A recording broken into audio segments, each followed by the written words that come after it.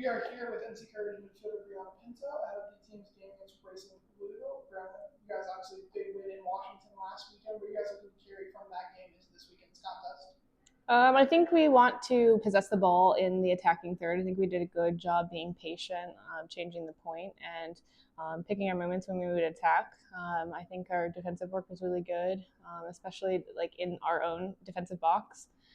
But again, we want to continue to defend our home field because we've been really successful with that this year, and we want to go into the break on a high. I was going to say, with the Omi break coming up, how important is it to go into that break with that high momentum, feeling really good as you're going to be off from the regular season for 2 months? Obviously, there's the Summer Cup games in there, but it's going to be a pretty long break from regular season action.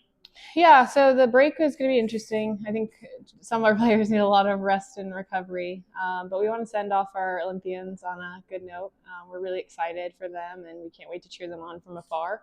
But we're also looking forward to the summer tournament where we'll play Liga MX teams and a few other teams in the NWSL. So I think just a change of pace will be good for us because we can work on the things that we want to show in the second half of the season. I know it's a ways away, but obviously you didn't play Rihanna's in the Summer Cup. Pretty cool for you having gone down there to train this preseason. Are you looking forward to that game? I am. I think it'll be a rematch from our preseason game last year. But again, I think it just promotes both leagues. Both leagues have done a great job in raising the standards for their players, and just getting more eyes on women's soccer is so special because we're in such a time of increased investment and more fans in stadiums. So I think it's just going to be a really good turnout. We're going to be hot on Sunday. You guys practicing the heat today. How important is it to kind of work through practices like this and get preparation for what you're going to face on Sunday?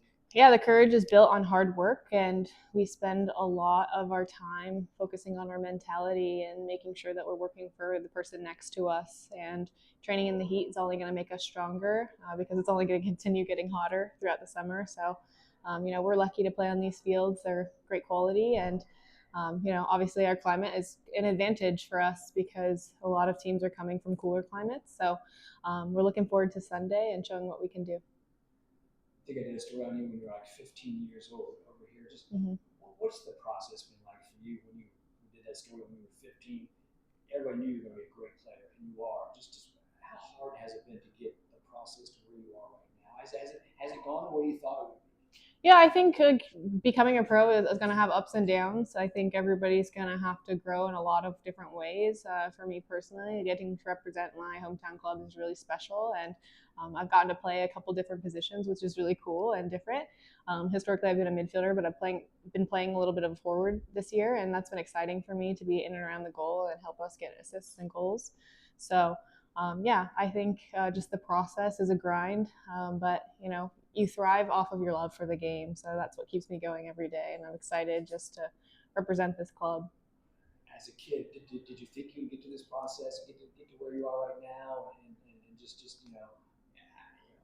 I know it's tough to get to this position. I mean, just there's bumps in the road, like you mentioned.